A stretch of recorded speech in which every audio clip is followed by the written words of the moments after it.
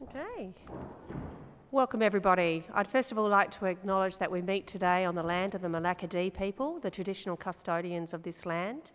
Our Aboriginal people have a deep spiritual connection to country and they've cared for our waterways and our land for over 40,000 years in Tasmania. We pay respect to their elders and also their emerging leaders and also their customs. So this afternoon we're here for the annual general meeting to reflect on the annual report of 2019 and 2020. We have Councillor Deputy Doyle here, as well as Councillor Wilson, and then down the end is Councillor Lovell. And then to my right is Councillor Newell, Councillor Gibson, and then Councillor Campbell and Councillor Prince. We have an apology this evening from Councillor O'May.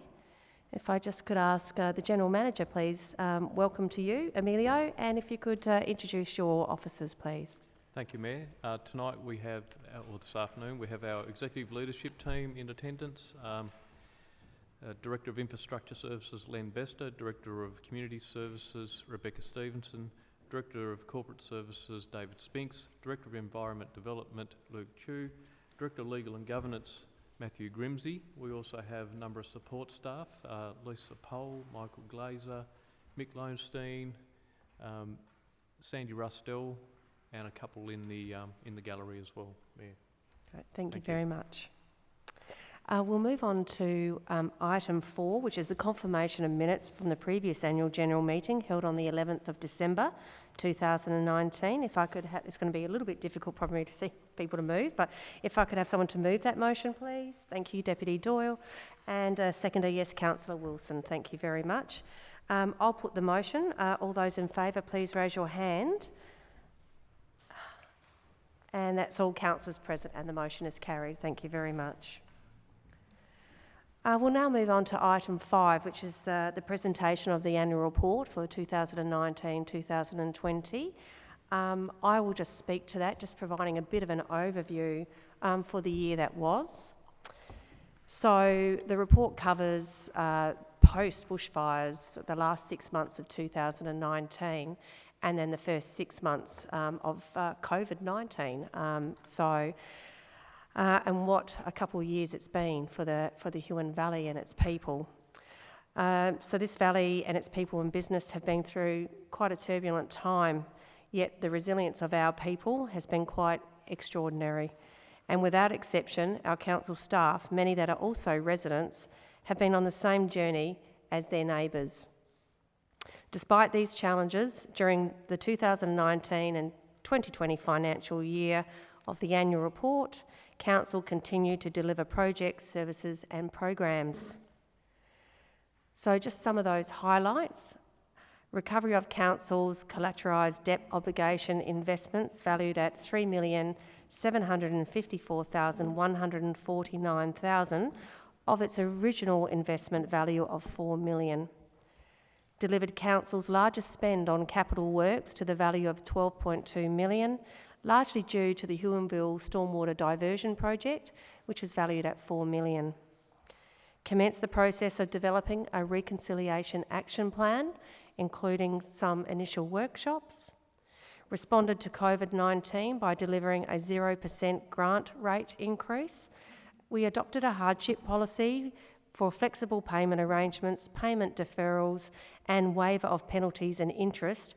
And we also funded a $260,000 social and economic grant and recovery program. We developed a pandemic contingency plan to further improve the continuity measures and also fill any identified gaps. We awarded more than $75,000 in grants and benefits to local people, groups, organisations and businesses. We invested in developing key documents to make key priority projects ready for investment for federal and state government funding. Crucial work that's required to actually even get on the attention of a politician. We completed feasibility studies for a mountain bike trail and the Huonville to Franklin shared pathway. We continue to support for bushfire recovery and conducted a review of Council's 2019 response to bushfires And I know our council staff visited quite a few areas up in the north as well to talk about the evacuation centre and our experience during the bushfires. We continue to work on climate change projects through the STCA, which is the Southern Tasmanian Council Authority, including a new partnership arrangement with the University of Tasmania relating to a research grant and commencing of work on a regional coastal hazard strategy.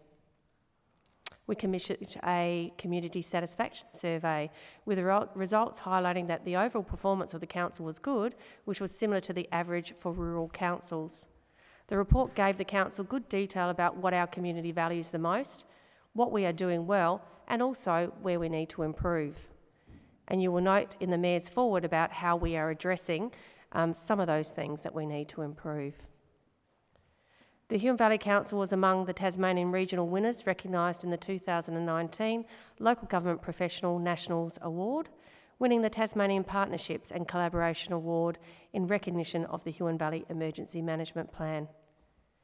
We expanded the Huon Being Stories, a wonderful and unique collection of stories about our place and our people and what makes the Huon Valley a special place for us all to live. Key upgrades to Council's essential business systems for finance and asset management that has enabled us to make efficiencies and improve our quality of service, not to mention upgrades to help people and councillors work from home when we needed to respond quickly to COVID. We increased our focus on communicating regularly to the public via social media, asking people to have their say about projects and more print media. And we also went into community engagement levels that we hadn't actually done before at a collaborate level. We received a petition and hosted a public meeting regarding the potential sale of Cygnet Medical Centre. That public meeting was well attended. We also closed the doors of Council's visitor information services and opened community engagement at a collaborate level for the revitalisation of the Geeston Town Hall. We are very fortunate to have many volunteers that service our community via our hall management committees, the reuse shop, and volunteer drivers for the Learning to Drive program. In closing, I would like to thank the community for their support that they've provided to us during the last 12 months, the 2019-20 year. And also, I'd like to acknowledge my fellow councillors, General Manager and council staff for their collective effort in doing their best for our community whilst making some incredibly difficult decisions in unprecedented times in our history. I believe the General Manager would like to say a few words as well. Thank you. Thank you, Mayor. Just going to do a overview of our financial statements, our financial position. Probably some of the more noteworthy items to mention. We did have a $5.3 million operating surplus this year. The prior year was $3.3 million, so it's a significant difference. Our underlying operating surplus, we ended up with $33,000 compared to the prior year. We had a deficit or a loss of $614,000. And just to explain the underlying results, underlying means that we remove the non-recurring items, the non-usual items like capital grants, the CDO recovery funds, reimbursement of flood and fire emergency costs. New or changed accounting standards were adopted. Now, the new standards did affect some revenue recognition, grants recognition and leases, and they're detailed in Note 1 to the statements, but basically some of them are regarded as liabilities until the actual cash comes in. And that's a significant change to the statements. Rates and charges exceeded budget expectations, and this was mostly due to the growth that we have. User charges in children's services and medical practices, the income there fell short for the financial year, mostly because of the COVID outbreak. That was because we had to close some of the centres or reduce services. We were able to reduce some of the costs, but we still weren't able to fully offset. So we still kept the services going for the benefit of the community, but we basically did have some losses there. Dividend from Taswater was less than budget, as the dividends, Taswater announced that they were going to cease providing dividends due to their financial situation and the COVID outbreak. And the value of council's investment in Taswater has also been written down, and that's resulting from Taswater having to write down the value of their own business. And we're yet to see the long-term effects of this. Operational grants were in excess of budget. We actually did quite well with achieving a lot of grants during the time. Other income is high compared to budget, and that's mostly due to the CDO settlement which happened in July 2020. Employee costs are in line with budget, and our asset classes of roads, bridges and buildings were revalued to ensure valuations remained current, which actually helped bring our depreciation liability down. So some of the takeaway points: council reported an underlying surplus of $33,000. Despite the COVID outbreak, council performed well and remains in a sound cash position. Council's key performance indicators, as set by the Auditor General and as per Note 34, remain sound, and the Auditor General issued an unqualified audit opinion, so a good result. Thank you, Mayor. Thank you very much, Emilio. So we move on to the item 6, discussion of community submissions received, and we have received one submission. Excuse me.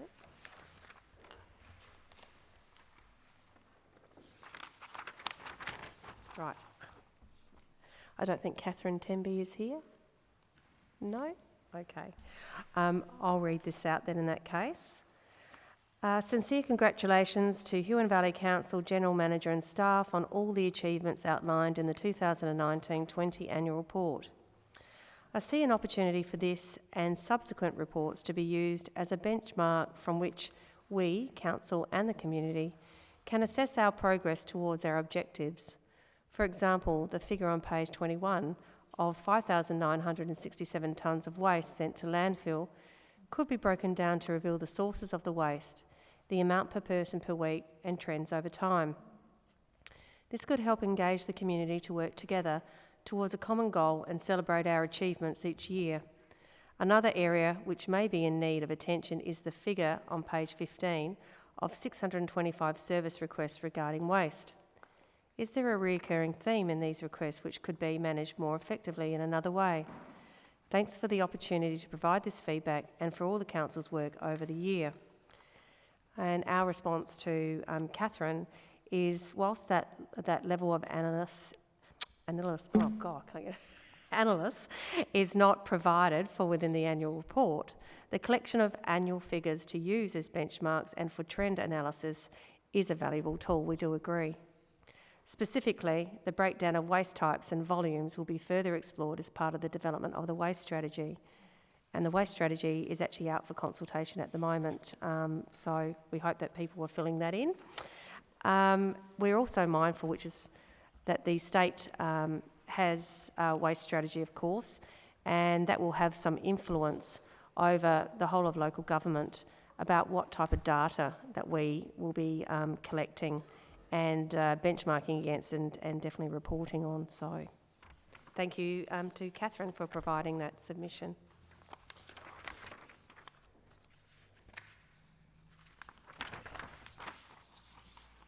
Okay, item 7, questions on the annual report now. So what we have provided a bit of an outline, so attendees are reminded that questions should relate to the Council's 2019-20 annual report.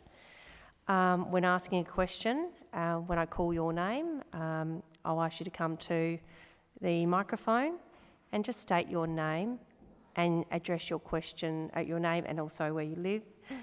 Just your suburb will be fine, your area. And then address your question to me as the chair. And then we'll take it from there. All right, lovely. So I believe Shane Johnson is not in the audience either. No? Okay. I have a few questions from Shane Johnson. So, the first question is, this forecast estimates that the compounded growth will be 21.3% over that period. This gives an average annual growth rate of around 0.7%. Between the years 2006 and 2019, the actual average annual growth was 1.47. In the most recent years, 2017 to 2019, this annual growth had accelerated to 1.97. Does Council believe that there is a need to review the population growth forecast for the period of 2017 to 2042? The response to Mr Johnson: population growth projections in parts of the Huon Valley had tended to exceed forecasts over recent times. There is likely a need for population growth forecasts to be reviewed into the future, and Council does support the need for ongoing review of population growth forecasts. The next question is from Shane Johnson once again. What strategy does Council have in response to excess housing demand indicated in the SGS report 2020 for Signet? Is it reasonable to apply the conclusions from that report to other locations in the Huon Valley? And our response is, in the short term, Council has commissioned the SGS report to inform and ultimate support the proposed rezoning of land zoned urban growth to residential at Channel Highway Signet to support the residential land demand shortfall. Council is also working on a proposed amendment to the Southern Tasmanian Regional Land Use Strategy to reflect the current Signet residential land supply and demand scenario as outlined in the SGS report. As the Southern Tasmanian Regional Land Use Strategy currently conflicts with this data, noting that the strategy is strongly considered by the Tasmanian Planning Commission in determining applications for planning scheme amendments with regards to the question of if it is reasonable to apply the conclusions from the report to other locations in the Huon Valley. The answer is no. That research was very site-specific to the Signet township. Thank you. The next question we have from Shane Johnson is, does Council agree that there is an urgent need for a strategic review of zoning for the population centres and across the valley, and will Council commit to funding such strategic reviews in the coming year? And Council's response is, Council officers are developing a plan to address the need for strategic planning and population planning as part of a multi-year strategy, which will include strategic land and use planning considerations. Funding commitments to undertake the work are a matter for the elected council to consider as part of their budget deliberations. And the last question we have from Mr Johnson is, Council recently published a map. This one is outside of the annual report, definitely. I'll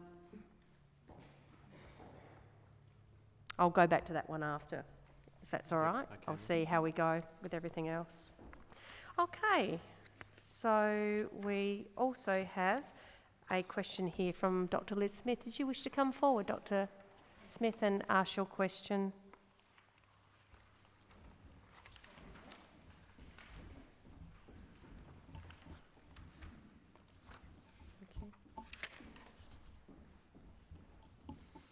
Yes, following the April 2020 financial report on infrastructure services, I asked about the allocation in the 1920 budget of a total of $1.130 and $10 of ratepayers' money for road construction for two existing no-through roads. There's a Winds Road Signet, which services 11 dwellings, and Palmer's Road Port Huon, which is closed at the top of the hill and so carries rather little transport. The final cost for the resealing of these two roads appears to have been $959,760. $959,760. In response to further questions, I was told that Shepherd Asset Management Solutions had been engaged to carry out a condition assessment of the whole sealed road network, which is part of the total 5,500 kilometres of roads in the Huon Valley. This included condition assessments and video footage of the network as a reference and record of the condition. Apparently, councillors were presented with the list of projects that were determined from the condition assessments during a workshop prior to the approval of budget, and the workshop included the method of assessment used to create the works programmes for the road, and apparently this occurs annually. It seems that no traffic counts were done, and the traffic impact assessment guidelines that provide for average traffic movements per day per household were used. 11 dwellings on one of the roads. Infrastructure Services also responded that they were not aware of any discussions about rezoning land adjacent to either road, which was, of course, suggested by local residents as a reason for the resealing. So this example raises the question of whether expenditure in 2019-20 on resealing 2 dead-end roads that carry very little traffic is the most efficient way for the council to spend almost $1 million of ratepayers' money? And will better ways of deciding on priorities for road resealing be used in future decision-making, perhaps involving consultation with local communities who are familiar with the roads in question? So the question is, was expenditure in 2019-20 on resealing 2 dead-end roads that carry very little traffic, that's Winds Road, Signet, and Palmers Road, Port Huon, the most efficient way for the council to spend almost $1 million of ratepayers' money, and will better ways of deciding on priorities for road resealing be used for future decision-making, perhaps involving consultation with local communities who are familiar with the roads in question? Thank you for your question, Dr. Smith. General Manager. Thank you, Mayor. So in response to that, I know that we have done some previous responses, but I guess there's 2 questions there about is there better ways of deciding the priorities for road sealing and resealing. So there's a well-established method that's been developed right throughout Australia and New Zealand through the asset management frameworks that exist, and so we use those frameworks to decide what treatment is best for the roads. So whether there's part reconstruction, crack sealing, resealing, those are the methods that are used throughout all local government entities now. And that's probably, I'd say, the best way to continue to decide on the treatment for the road and when it needs resealing to protect it from deteriorating rapidly. Otherwise, the cost actually increases the worse a road becomes. Yes, I understand that, but I see roads like Silver Hill Road in Signet, which are in at least as bad condition, and they don't get the treatment, although they carry a great deal more traffic. And that's really my question. Well, they're probably under an assessment process now and a program for future years, next year, the year after, I'm not sure. But we do run a 10-year asset renewal program, which includes reseals. And so they do actually fit into the year that they're being assessed as needing treatment. But it's not just about the surface, it's about what's underneath as well, the sub-base. And if there's water ingress, there's a whole lot of factors that are taken into account. So it's not just a decision that's done by, it's not a flippant decision. There is science involved in actually deciding what roads get treatment. I just find it very surprising that so much money was spent on 2 roads that don't go anywhere except service of houses. Thank you for your question, Dr. Smith. Right. So the next question we have is from Mr. Peter Dufferin. If you'd like to come forward to the microphone, thank you. Yeah, yeah, certainly. I've got a short memory. Okay, that's all right. Peter Dufferin from Petcheys Bay. I'll just preface my question by saying that for decades I've been really concerned about what people are doing to the planet. So I'm sure you can see where I'm going with this. It's all about the future, and that's what government at all levels is about, the future. And I feel that I've been rather appalled, I suppose, at some attitudes expressed by councillors, and attitudes and opinions govern our actions, And I'm really appalled to hear that some people are sort of denying that we are in trouble environmentally, particularly global warming and also other environmental levels of destruction. So my question that I wrote was that I understand that some councillors have expressed doubt about man-made climate change. My question to them is, given the overwhelming science, accepted science, of anthropogenic climate change and the dire consequences of continuing as we are, humanity as a whole on the planet, given the dire consequences of continuing business as normal, as members of a government body, having power to do whatever it is you can do in your own sphere, but certainly having the opinion and bringing people with you, I would imagine that would be a desire of everybody to take people with them to follow the truth. What will you say to your children and grandchildren when they ask you in 20 or 30 years' time, what did you do? So it's an impassioned plea I'm giving you to say, this is a very, very serious issue. It's affecting everybody on the planet. You could say, I don't want to lecture you on. Sorry, Peter, could you just get to the question, please? Thank you. But yes, I would like to understand where people are coming from. All right, I'll take that one on notice if that's all right. Thank you. Okay. Thank you very much.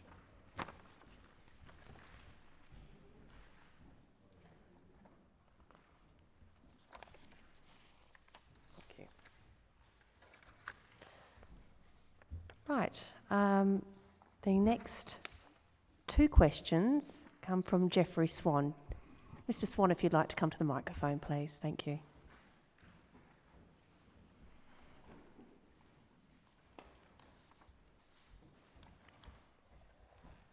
Thank you, Mayor. My first question is looking to page 2 of the Interim Report under Future Directions and Strategic Directives. And some lovely statements, but I'm really wanting to understand how the Council has a part to play in our community to build health and well-being, to improve transport, to create diverse educational opportunities, and to develop prosperity.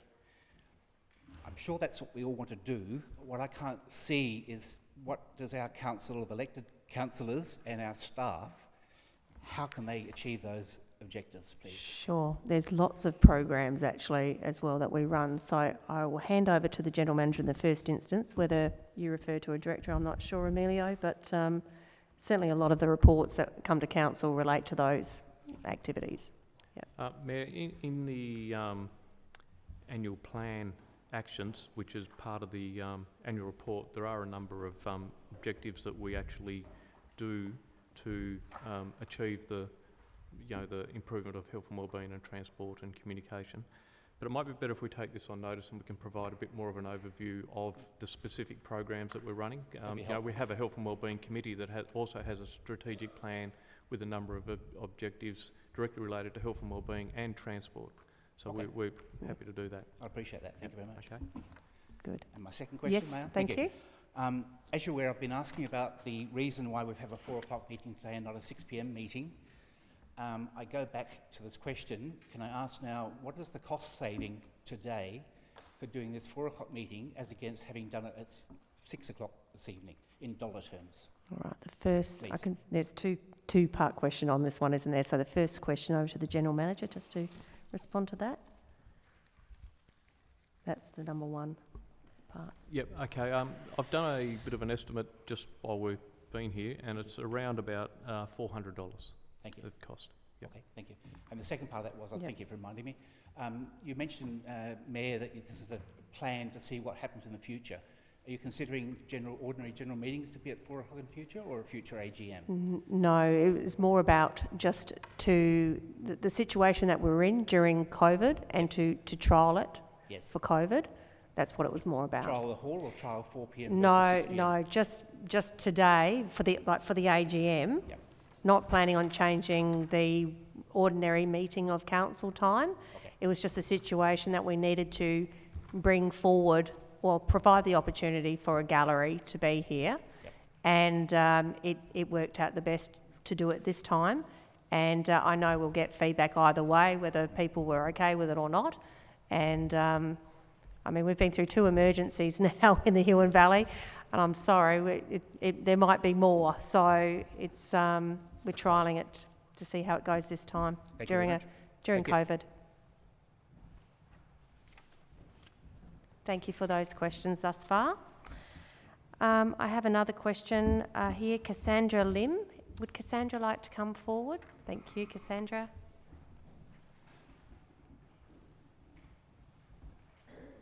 Hello, everyone.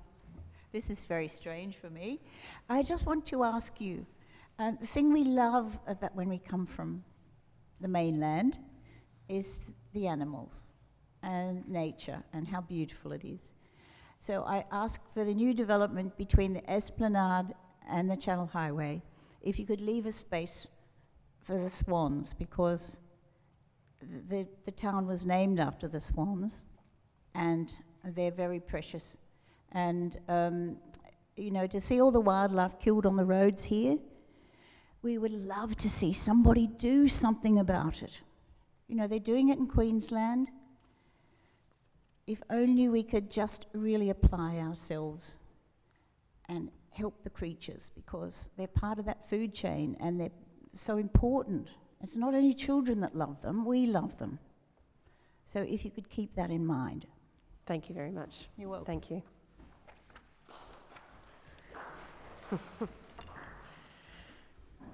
Right. Looks like we have got one other question here from Mr. Johnson. However, it doesn't relate at all to the agenda for today. So we'll take that one on notice as well, if that's all right. That's question 4, if that could be recorded, please, for Mr. Johnson. And we'll also notify him that we took that on notice so that he is aware that it's not part of the recording this evening, or this afternoon, should I say.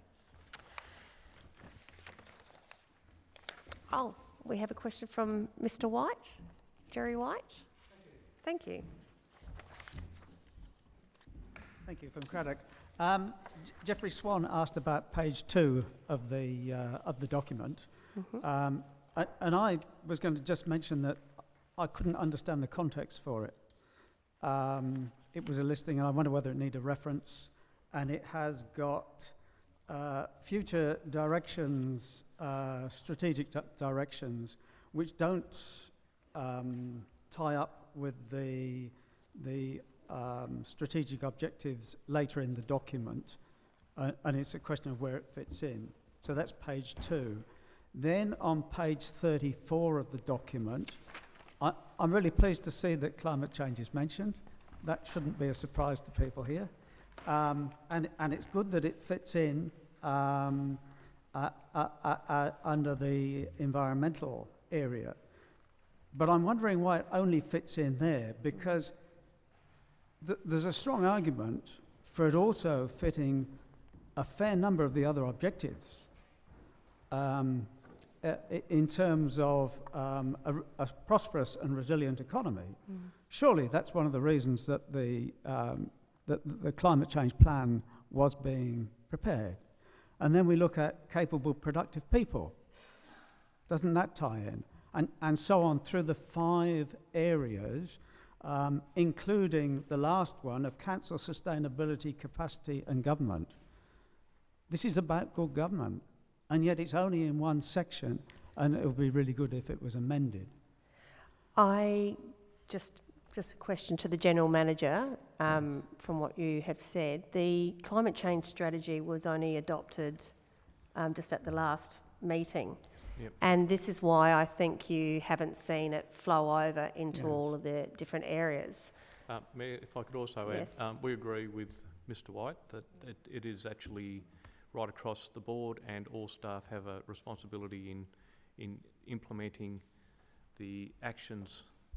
It's not just one person's job, so it becomes part of all processes. However, in the annual plan report, there is an area that's responsible for reporting on the actions. So that's why it's just itemised there at the moment. So Yes. someone's got to fill out the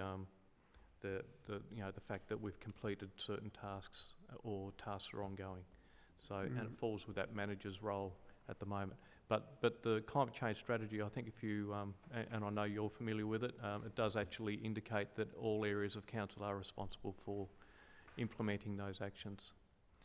Look, I think that's important. It's listed as ongoing in Strategy 1, and I think it would have answered a number of the queries that came out in discussions in this financial year.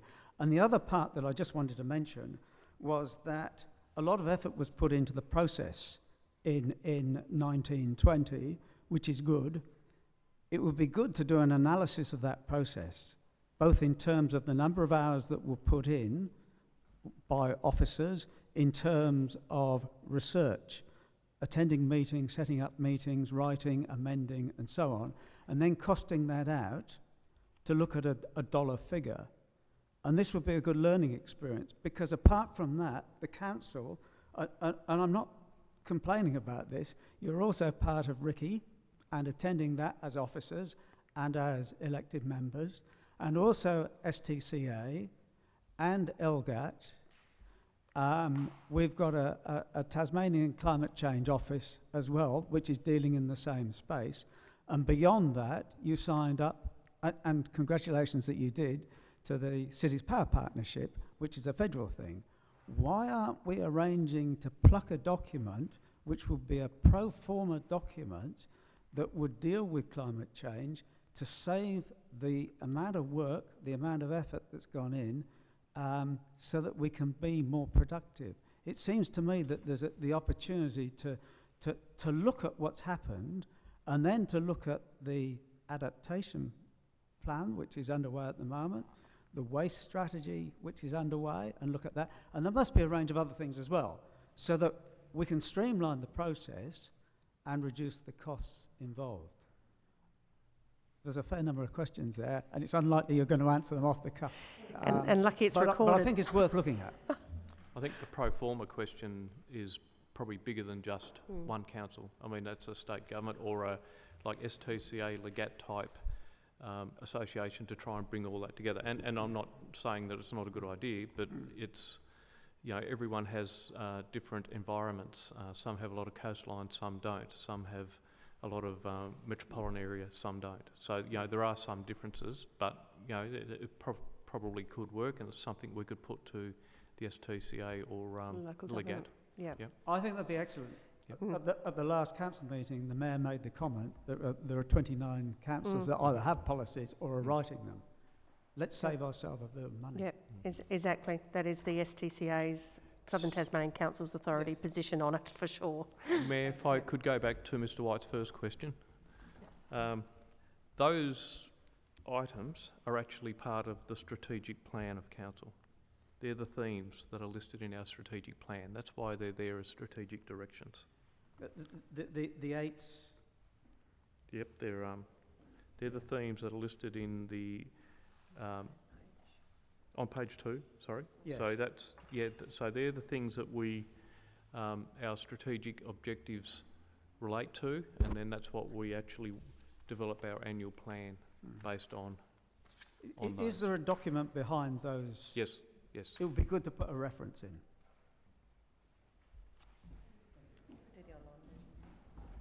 Thank you, Jerry. Oh, another one? Sorry? All right. It's the community plan. Sorry, just a correction on that, Mayor. It is the community plan, and it is actually listed at the top of the page. Okay. We do have another question. If Bob Hawkins could come forward, please.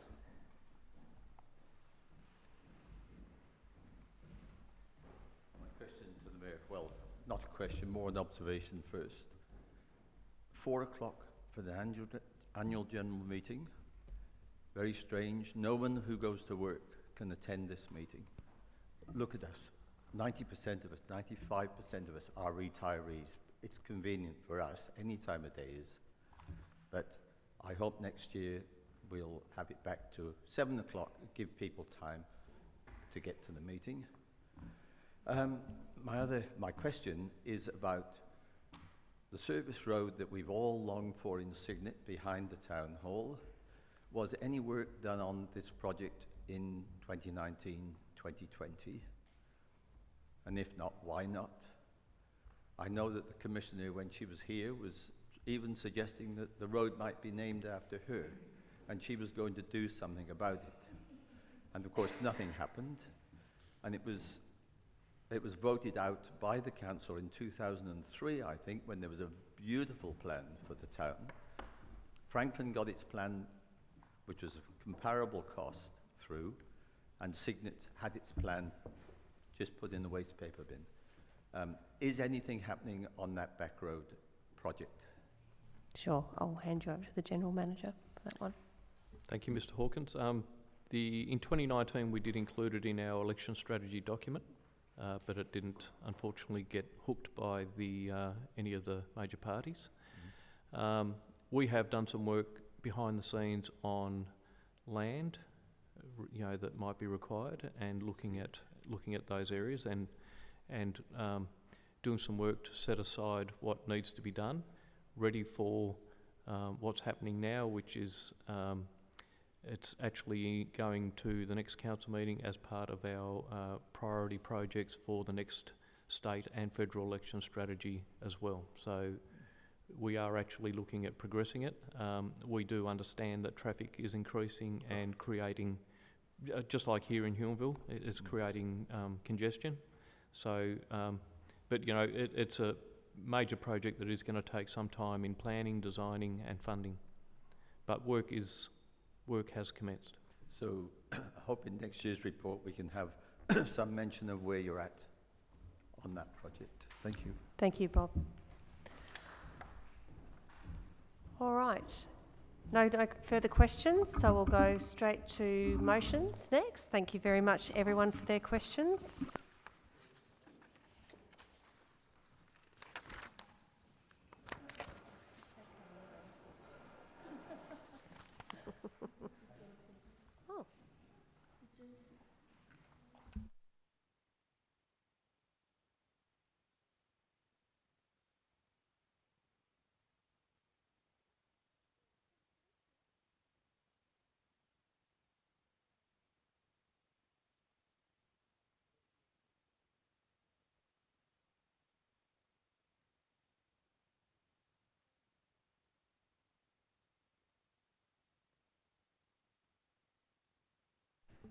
Thank you, Lisa. All right, the first motion we have is from Pat. If you would like to come forward. Just before you start, Pat, what I'll do obviously is the person that's putting forward the motion, they'll read out the motion, then I will ask if there is someone to second that motion, and then Pat will have an opportunity to talk to his motion, providing that it's been seconded, and then I will open it to the floor for those to speak in favour, first of all, of the motion, and then depending on how many people there are, we'd like to try and provide 3 minutes, but we'll just see how we go, if there are a lot of hands put up. All right, thank you, Pat.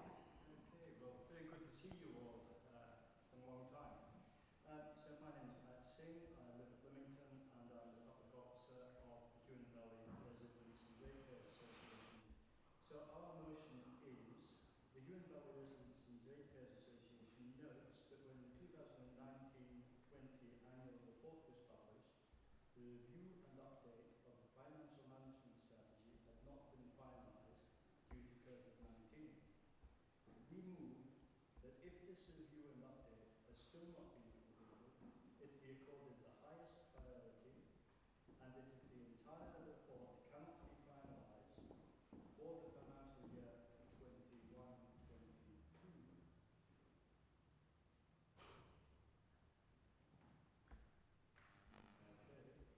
finalised before the financial year 21-22 budget decisions are made, we move that an interim report should be prepared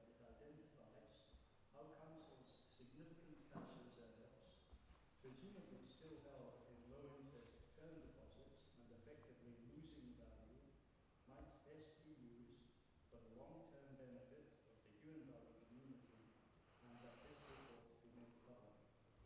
So it's a motion. Is there someone to second that motion, please? Yes, thank you. And sorry, your name?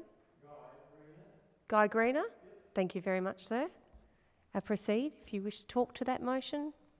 Okay, well, as I said, we note that in the 1920 annual report and review, the financial management strategy and long-term financial plan had not been completed due to COVID-19. That was in June last year, and to the best of our understanding, it has still not been finalised. The most recent financial strategy, 2016, states that interest on investments has been estimated based on an investment base of $8 million and interest rates of 2.75%. This will decrease over the long term as reserves are expended. End quote. But since 2016, the reserves have not been expended, as the strategy suggested they would be. They have actually been increased quite significantly, while in the meantime, interest rates have decreased dramatically. We know that for the year 1920, Council increased its investment in term deposits from 12,673,000 in financial year 19 to 13,451,000 in financial year 20. And please correct me if I've got anything wrong here. I'm not very good at reading financial statements. So despite this 6% increase in the amount in short-term investments, Council only earned 0.4% more interest due to the interest rates going down. This was when interest rates were significantly higher than now. Council only got a return of 1.9% over the year. On July 2nd, 2019, so at the beginning of the year we're referring to, on July the 2nd, the Reserve Bank reduced the cash rate by 0.25% to 1%. So it came down from 1.25 to 1% and has been consistently reducing it since. Then to the current rate of 0.1%. And it has clearly indicated that it can see no increase in the foreseeable future. So the Commonwealth Bank is currently offering 0.08% interest. It would be better under the mattress, quite honestly, on a 3-month term deposit and 0.35 on a 12-month deposit. My state is offering a far better 0.65% for 12 months. But the current inflation rate is nearly twice that at 1.2%, and it's going up. So, unless Council is getting a significantly better rate elsewhere, our cash reserves are effectively losing value while providing absolutely no community benefit at a time when others are taking advantage of the historically low interest rates to actually borrow money to invest in projects for the future. Will Council please assure the Huon Valley community and ratepayers that it is acting upon best practice advice in reinvesting public monies and where this advice is being sourced? Sorry to throw in a question at the end, but it just follows from the motion. So that's basically what the motion's all about. All right. Before I open up to the floor for any others that would like to talk for the motion, I think the General Manager wanted to respond to that motion as well. Thank you. Thank you, Mayor. In response to Mr Singh's motion, I'd just like to say that Council's long-term financial strategy and plan are due for review, and we're supposed to review it every 4 years, and it was due last year. Management are working on the review currently. We've held an initial workshop with Council regarding some of the financial considerations in relation to the strategy, and that includes the use of cash balances, and rightly so, as you mentioned, for some projects. This work will continue through workshops with councillors during the budget considerations, because whilst we're working on the budget, we'll also gain an understanding of the need for funding a wide range of services for the community, This is in a climate of growing population predictions and commensurate infrastructure provision. So we are pretty aware, and we have also considered the option of borrowing, but given the fact that we've got money and there's low returns and low interest, that's an option that we've actually put on the table. So what you've seem said, better to use the money we actually have invested at such low interest rates rather than borrowing it. I mean, I'm not suggesting that we should run down our cash reserves entirely, and absolutely no way am I suggesting that. But they've built up to quite a considerable amount over the years, and it would seem to be a good time to use some of that money. and that's pretty consistent with our Very thinking. good. I'm Exactly. very glad to hear it. Yeah. So my motion was that if I should say the association's motion was that if the review and update has still not been completed, that it should be accorded the highest priority, and that if the entire report cannot be finalised before the budget deliberations, we move that an interim report should be prepared that identifies how Council's significant cash reserves might best be used for the long-term benefit of the community. So what we're suggesting is that before you make your budget decisions for next year, you actually give a report. I can appreciate that it may not be possible to finalise the full report, but to actually give an indication of how best we could spend some of those cash reserves for the community. So, Mayor, if I might respond, not to discourage the motion, but maybe it might be, I'll say prudent not to rush to a position on a long-term financial plan or strategy just yet until we actually work through the issues that we've got with the growing population, the demands, expectations, and where the money's But best the growing population is exactly what's causing the problems that need the money spent on it. I mean, Yes. we know, Council has already, for instance, and I know the Signet Association has a question, a motion coming up, it's exactly these kind of things, the pressures that are being put on us by the growing population. For instance, no, I'll leave that for the Signet Association because it is another question, Mayor, but it is related. If I might finish, though, I agree, that's part of it, but there's probably other things that we need to understand and unpack before we lock ourselves in a position for a long-term plan. Now, our review that we're looking at is working through the budget that we've got and working on the plan, and it might be that we have to come back, once we finish the review, come back and revisit it in another 12 months again, because the climate will change once again. One might never make a decision if one always says, well, it may change in 12 months. This plan was due last year. Now we're 8 months over when it was due, and now you're saying we have to wait till December or maybe next year because things may change. At some time, you have to make a decision. And actually spend money. You say, for instance, that you're wanting to put certain things in a wish list to get government funding. Why not spend some of our own money that we have that is losing value in the bank, actually losing value in the bank, not staying stable, losing value? Why not spend it? Everybody else is borrowing money to build houses, borrowing money to equip their businesses, because we've got such. Yeah. Okay. So just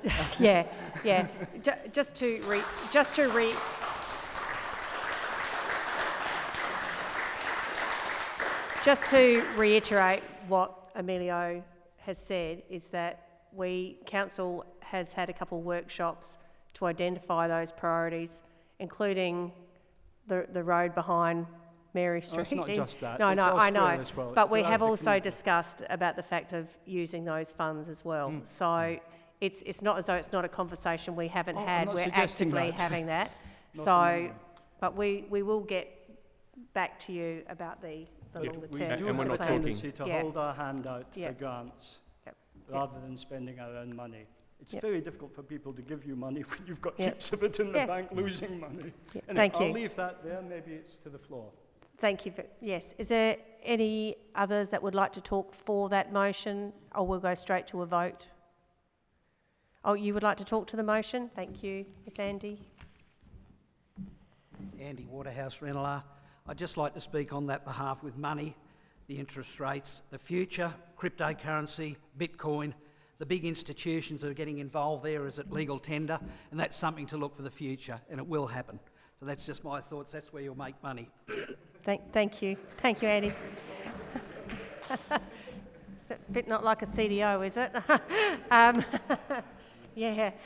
Okay. So look, we'll go straight to a vote. So I'll put the motion. All those in favour of the motion, if you raise your hand, please, and we will count them. So please keep your hands up if you are for that.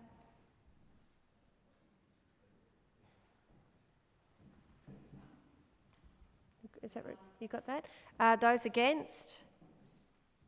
And no one's against, so the motion is carried. Thank you. Thank you for that. Right.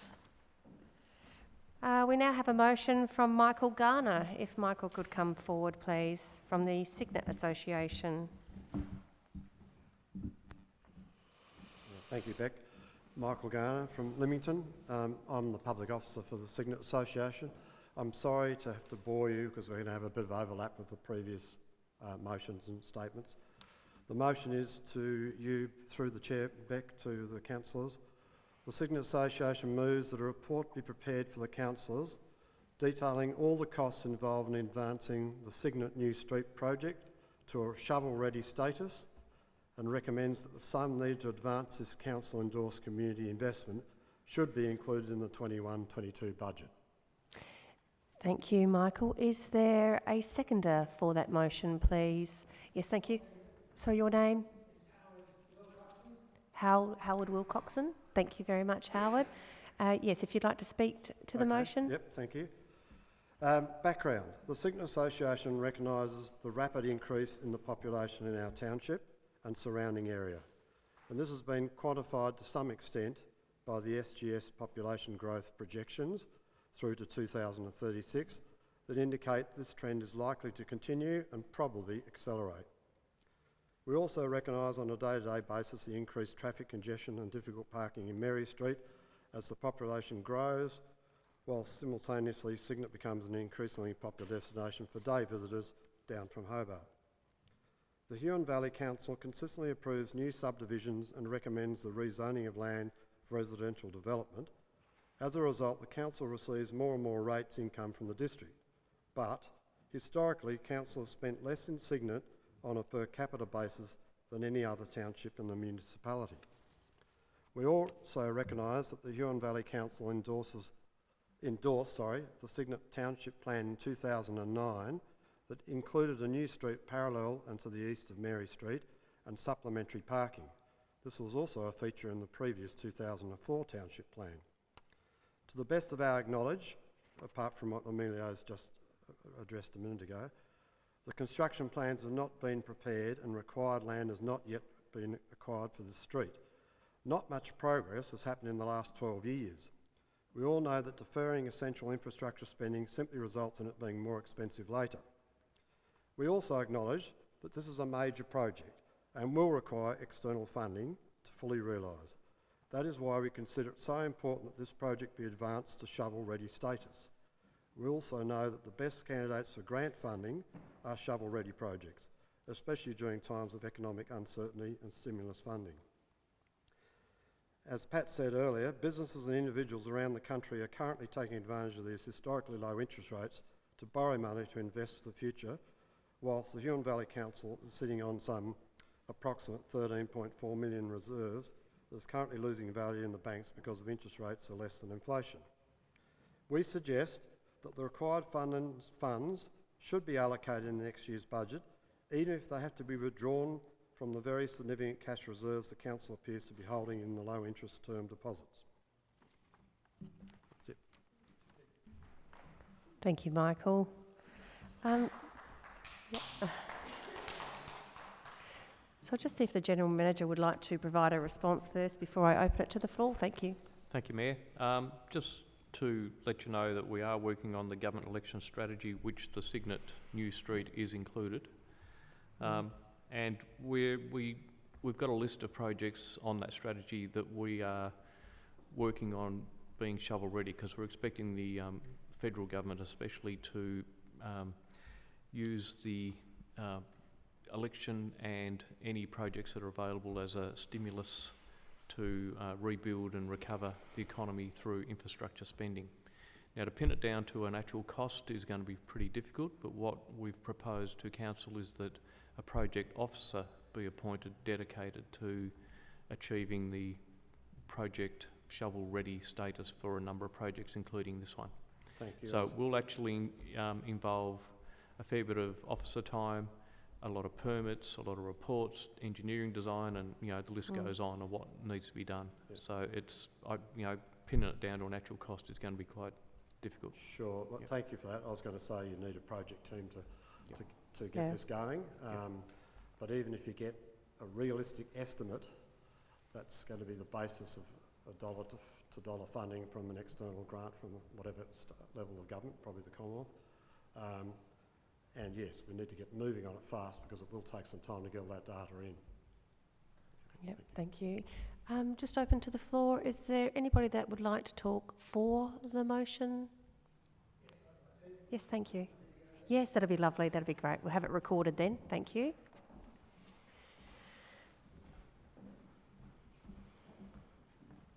I guess the thing that concerns me the most is the time the project is taking to get to this point.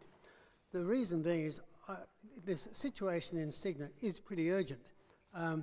The amount of near misses of people crossing from the car park to the shops is really quite astounding. There is going to be people seriously injured or killed in Cygnet in the not too distant future, I think, because of the traffic flow that's going through.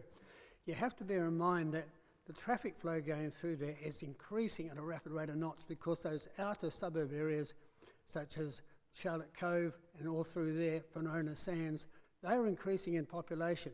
And so is the bottom part, right down to Gordon. And quite a few of the traffic that goes to Gordon comes through Cygnet along the Channel Highway. So Cygnet Main Street is becoming a major thoroughfare. So it really is necessary to treat this project fairly urgently because it cannot go on forever or something serious is going to happen. Thank you. Thank you very much for that. Thank you.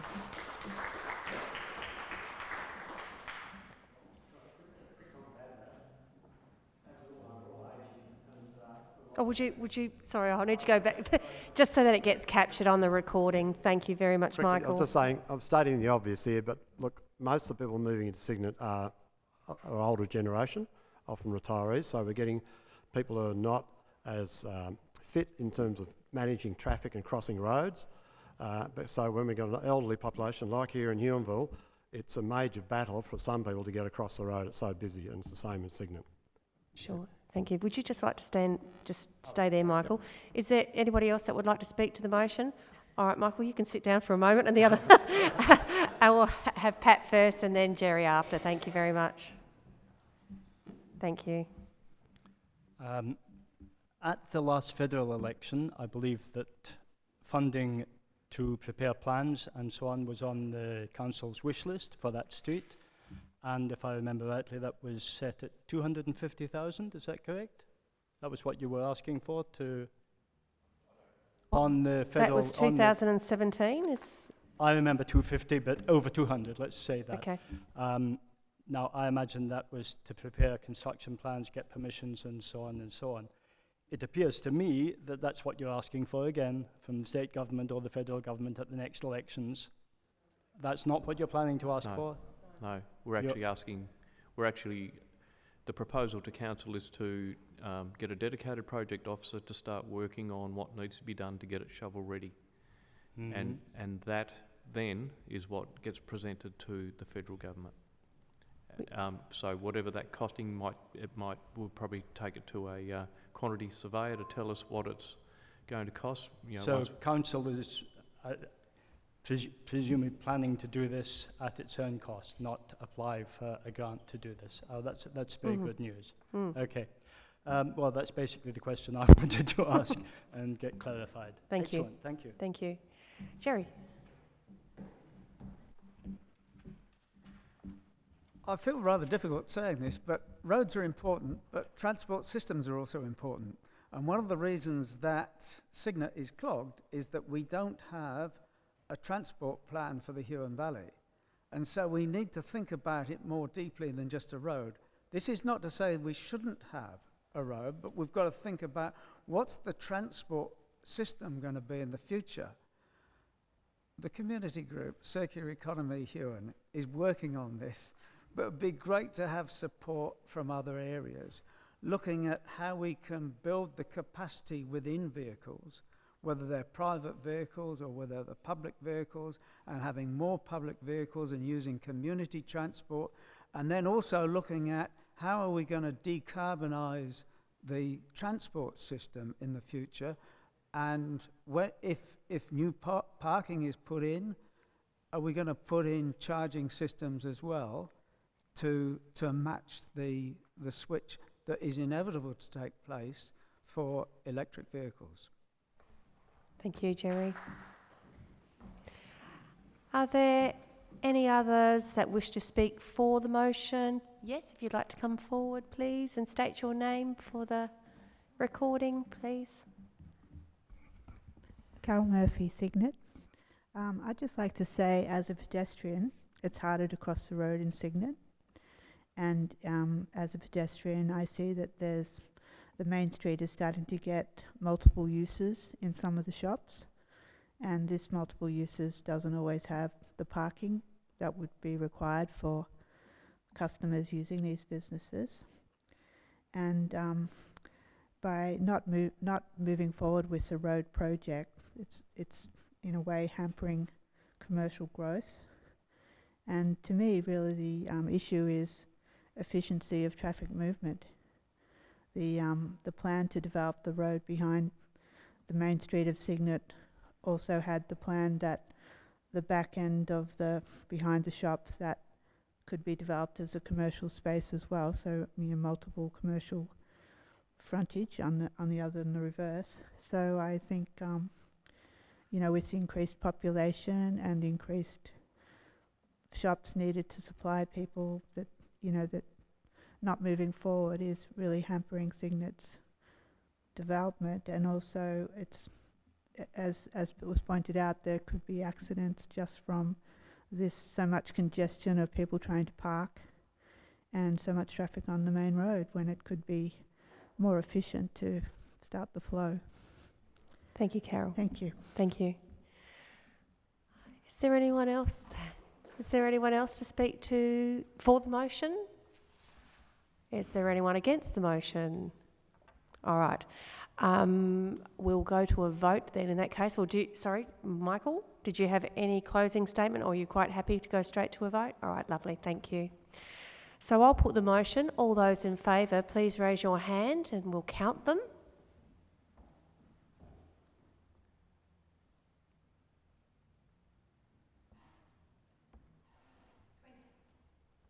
All those against? And there's no one against, so the motion is carried. Thank you very much for that. Right, need to find it. I know. Liz, I'm just trying to find your motion. Liz, would you like to come to the microphone, please? I found it.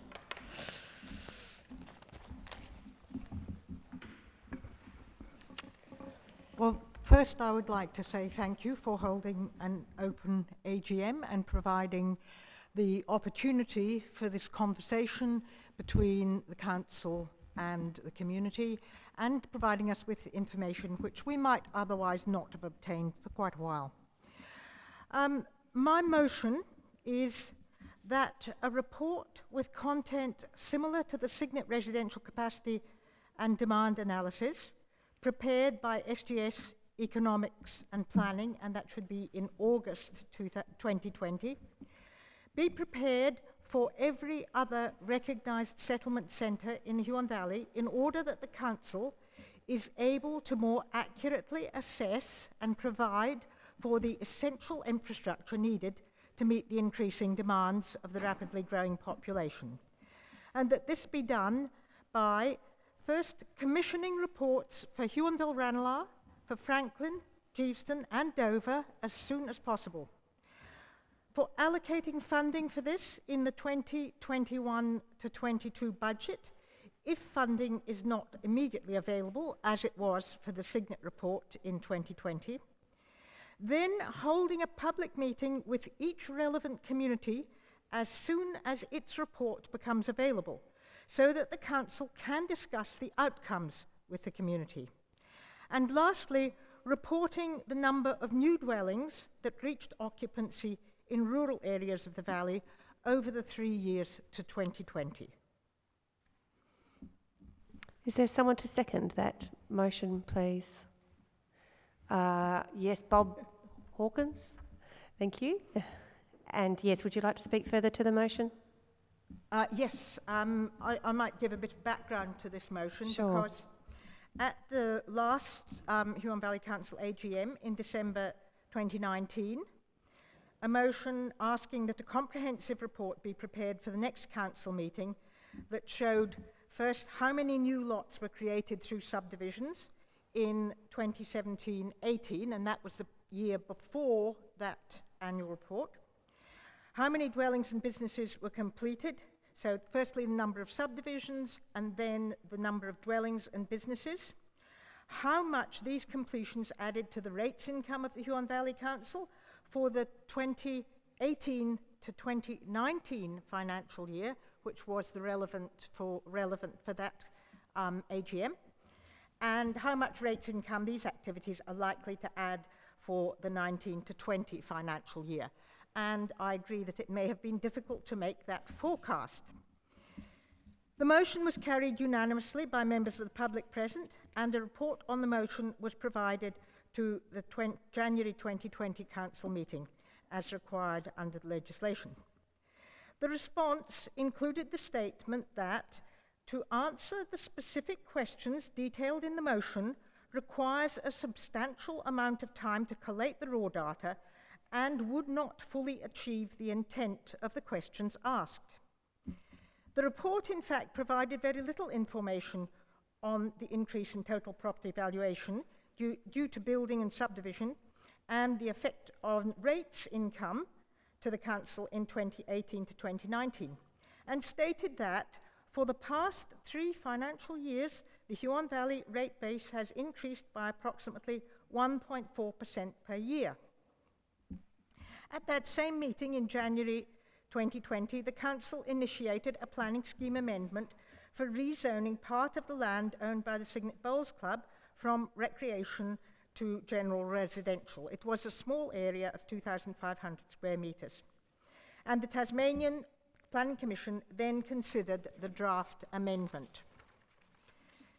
In a submission to the Tasmanian Planning Commission, dated September the 3rd, 2020, the council referred to information it had provided to the Commission and included a summary of the methodology used to source council property information that was then used for calculating the number of residential dwellings, the number of vacant lots, and the number and type of subdivisions from 2011 to 2020 in the relevant Signet area. The council offered to provide the property, valuation, and subdivision data and information to the Commission if required.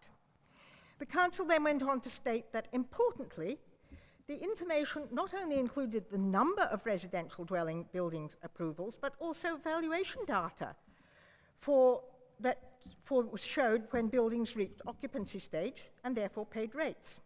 Also, the number of subdivisions for which titles were issued was available for the Commission on request. Now, this appears to be exactly the data that was requested by the motion passed in December 2019 at the AGM, when, to answer the specific questions detailed in the motion, requires a substantial amount of time to collate the raw data and would not fully achieve the intent of the questions asked. And those questions were asked by the community, not by the Commission. The SGS Economics and Planning report on Signet showed that the Signet area had highlighted that the forecasts in the 2011 Southern Tasmanian Regional Land Use Strategy had been inaccurate, and that the growth rate had in fact been much higher, with a growth rate of 2.9% over the past 3 years. This contrasts with an apparent growth rate for the Huon Valley of 1.4% that was reported by the Council in January in response to the motion at the AGM. It seems that the data is now available, and it is probable that the rate of growth of the population in the whole of the Huon Valley is much greater than the 1.4% previously recognised by the Council a year ago. So it is particularly important that studies similar to the 15-page SGS Signet residential capacity and demand analysis be done for all the other settlements in the valley. Only when up-to-date data and forecasts are available will the Council be able to more accurately assess and provide for the essential infrastructure that's needed to meet the increasing demands of this rapidly growing population. So I ask for support for the motion that the Council commissions reports for Huonville, Ranelagh, for Franklin, for Geeveston and for Dover as soon as possible, and that it allocates funding for these reports in the 21 to 22 budget, if such funding is not immediately available as it was for Signet, and then holds a public meeting with each relevant community so that the Council can hear the kind of views that have been put forward today about each of those local communities. And then the Council and the community can hold genuine conversations, as has happened today. There's also a need to determine the number of new dwellings that reach occupancy in rural areas of the valley over the 3 years to 2020, because this is needed to understand the traffic impacts of rural living and the services that are needed by all residents. And of course, that includes working on a transport plan, because in the Huon Valley 2020 community plan, the future directions and strategic directives included improved transport and communication. And we could say that communication had improved because now everything's on Facebook, but transport has not been fully addressed. So I want to conclude this by saying, without the data that would be provided by these studies, the Council is not in a position to plan for the changing future and the very rapidly changing future of the Huon Valley. Thank you, Dr. Smith.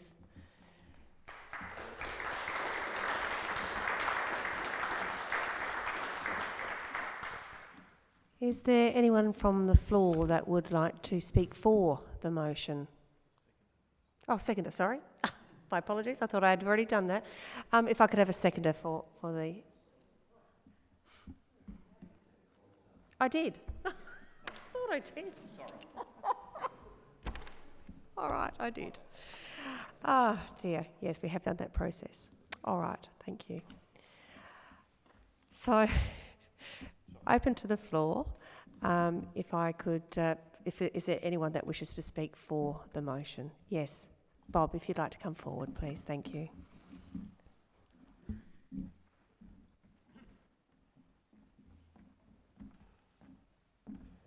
I'd just like to endorse everything Dr. Smith has just said.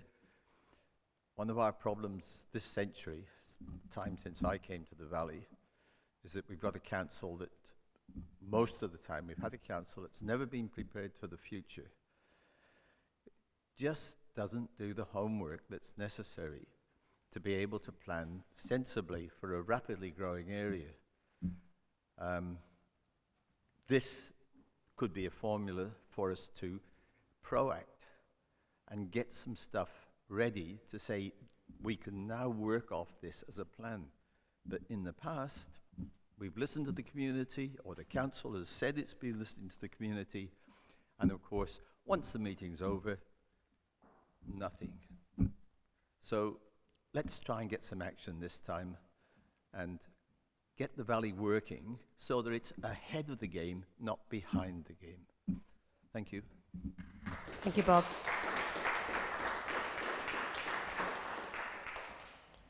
Is there anyone on the floor that would like to speak to the motion? Yes, thank you, Jerry.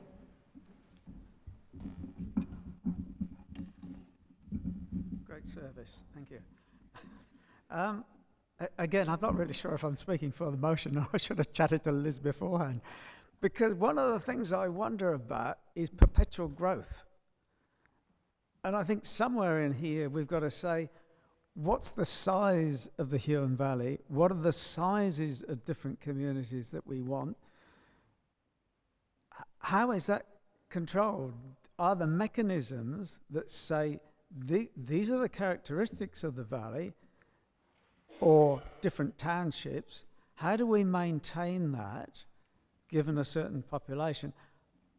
So it's really a question about looking beyond predicted growth to saying, do we want growth, and at what level do we want it, and how will it work in terms of all the services and the roads, and we better mention transport, and education and jobs and so on. So it's a broader issue, I think, than just saying what size should different townships be. I don't know whether I'm arguing for or against the motion, though. Thank you. Thank you. I think, Michael, you wanted to come up and speak for the motion?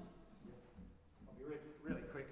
Look, we all know life is about data, and having accurate latest data or forecast data that we might trust is absolutely essential.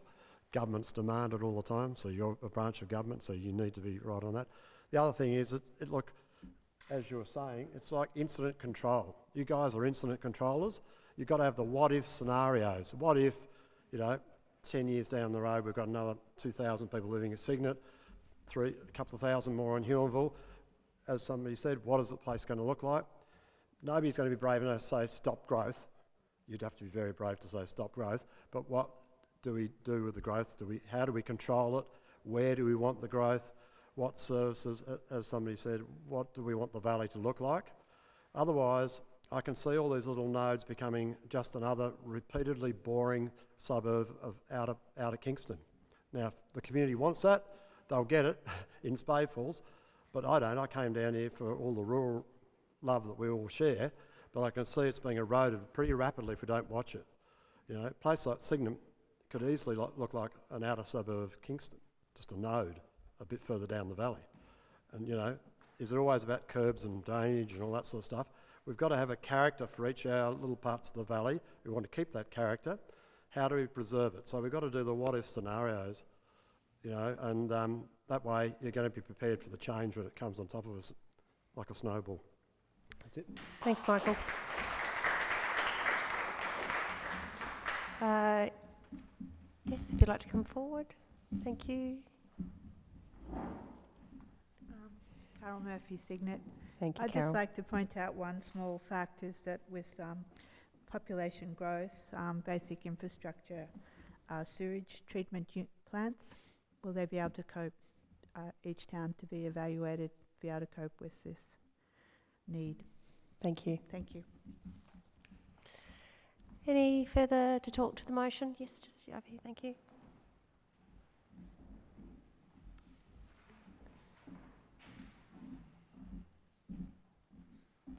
John Hughes, Cygnet, Petches Bay, or Leamington, as some people call it.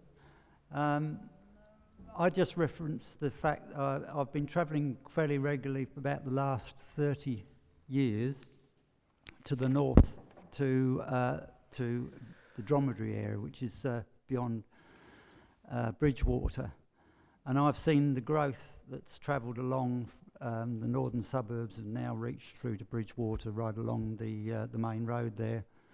And I've noted in recent times the increase in traffic, and now peak times the traffic just goes way, way back, almost to Glenorchy from the bridge.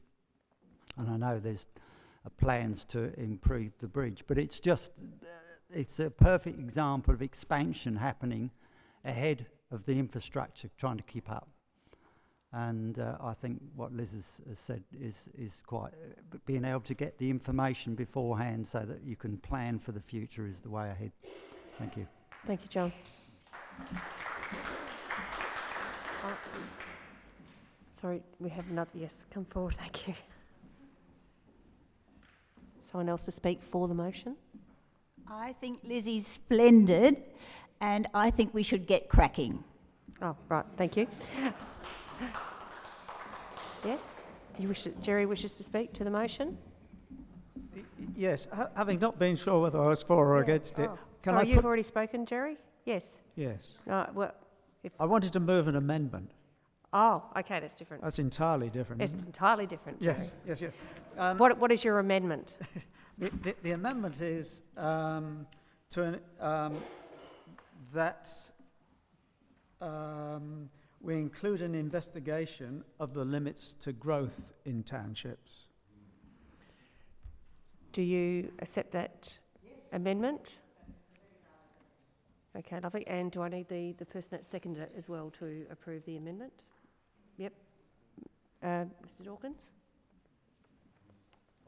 Yes, Hawkins, sorry. Yes, all right. Thank you. Okay, thank you. All right, so is there anyone else to speak for the motion? Is there anyone to speak against the motion? So we're doing the amended motion now? Yes. It was seconded by? Oh, sorry, I thought, no, okay, Bob. At the back, I think, put his hand up. Bob, did you second it? Absolutely. Yes, thank you. No, but you gave approval to the amendment though, didn't you? Yeah, I asked you if you were happy to accept the amendment. Yeah, okay, that's all right. I know we have to make it all official. Absolutely, okay. So, is there anybody from the floor to talk to the amended motion before I go to a vote? Because I know there's no one against the motion. Okay, all right, so we'll just go to a vote then for the amended motion. Yes, all right, okay, lovely. So I'll put the motion. All those in favour, please raise your hand and we'll count them. So please leave your hand in the air. 20, thank you. Those against the motion? And there's no one against the motion. So the motion is carried. Thank you, yes. All right. Now, I've served me correct. Is there any motions from the floor? Do we have any other motions from the floor? No, we don't. Okay, thank you. I do realise that I got a little ahead of myself a little bit earlier on and I didn't invite the councillors to ask a question. So as the chair, I'm going to double back just a little bit and give them the opportunity, if they did have a question, to ask that. So, councillors, does anybody have a question? Yes, Councillor Lovell, thank you.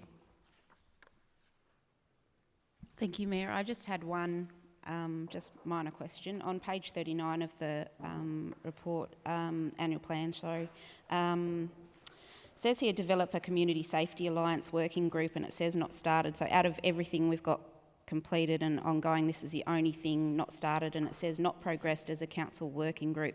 I'm just wondering if through you I could have an explanation of what that's about, please. Did you hear that question? Yes.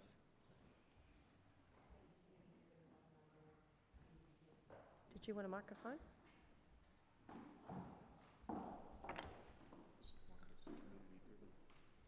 Council level, that group was formed and has been driven and guided by a group of community members and organisations. I think there's some councillors that actually attend that session as well. So there hasn't been a need for council to establish. It's already established and evolving in the community itself.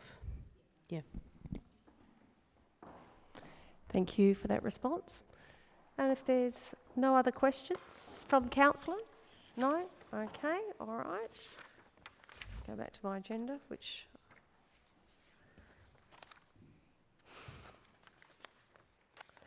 seem to be missing the last part of the agenda. I'm sure we're at closed session. We are. So we close at what time, the meeting? 5:30. I'd like to thank everyone for attending today and for putting a lot of effort into your questions and your notice of motions as well. It's great to see you turn out. And I think we've probably equivalent, is my understanding, there's the most people we've had at an AGM, is my understanding, is 22.